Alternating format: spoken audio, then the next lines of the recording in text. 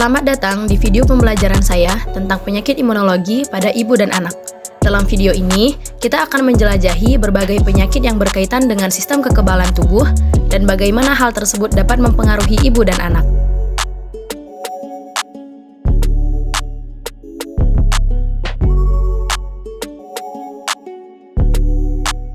Penyakit autoimun adalah kondisi di mana sistem kekebalan tubuh menyerang sel-sel sehat dalam tubuh. Pada ibu yang sedang hamil, penyakit autoimun seperti lupus atau diabetes tipe 1 dapat meningkatkan resiko komplikasi kehamilan dan kelahiran prematur. Imunisasi adalah langkah penting untuk melindungi anak dari penyakit infeksi. Melalui imunisasi, anak-anak dapat mengembangkan kekebalan terhadap penyakit serius seperti campak, polio, dan hepatitis B. Anak-anak rentan terhadap berbagai penyakit infeksi, seperti pilek, flu, dan infeksi saluran pernapasan. Penting bagi orang tua untuk mengambil langkah-langkah pencegahan, seperti mencuci tangan secara teratur dan menjaga kebersihan lingkungan untuk melindungi anak dari infeksi. Meskipun jarang, anak-anak juga dapat mengembangkan penyakit autoimun seperti diabetes tipe 1 atau penyakit seliak. Penanganan dini dan pengelolaan yang tepat dapat membantu anak-anak dengan penyakit autoimun untuk hidup sehat dan aktif. Penyakit TORCH adalah kelompok penyakit infeksi yang dapat menyebabkan masalah serius pada ibu hamil dan bayi yang belum lahir. TORCH merupakan singkatan dari toxoplasmosis, rubella, cytomegalovirus, dan herpes simplex. Infeksi TORCH dapat menyebabkan berbagai komplikasi seperti keguguran, kelainan bawaan, atau bahkan kematian janin. Toxoplasma disebabkan oleh parasit Toxoplasma gondii dapat berdampak serius pada ibu hamil dan bayi baru lahir. Gejalanya sulit dideteksi, namun dapat menyebabkan kelainan pada mata, telinga, serta masalah mental dan neurologis pada bayi.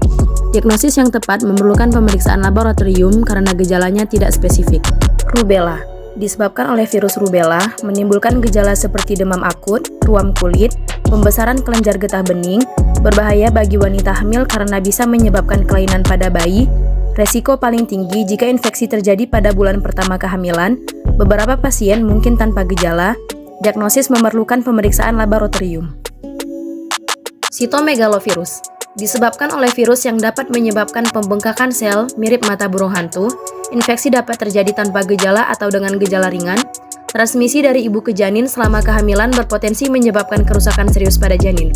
Gejalanya meliputi demam, sakit tenggorokan, pembengkakan kelenjar getah bening, dan kelelahan ekstrim.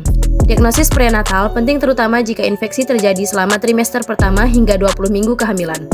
Dengan metode diagnosis termasuk PCR dan isolasi virus dari cairan ketuban setelah amniosintesis. Herpes disebabkan oleh virus herpes simplex tipe 2 atau HSV2 dapat menimbulkan infeksi pada alat kelamin. Bayi yang dilahirkan dari ibu yang terinfeksi HSV2 biasanya akan menunjukkan gejala berupa kulit melepuh, namun tidak selalu terjadi sehingga sulit untuk diketahui. Penting untuk melakukan pemeriksaan anti-HSV2 secara dini untuk mendeteksi kemungkinan infeksi HSV2 dan mencegah bahaya lebih lanjut pada bayi jika infeksi terjadi selama kehamilan. HIV/AIDS pada ibu dan anak.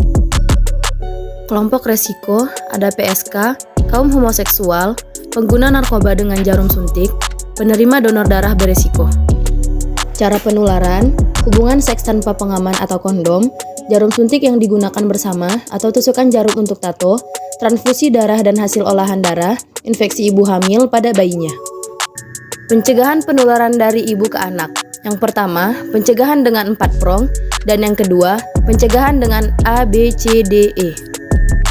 Memahami penyakit imunologi pada ibu dan anak penting untuk menjaga kesehatan keluarga.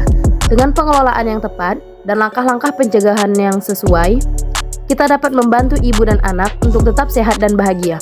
Terima kasih telah menonton video pembelajaran saya.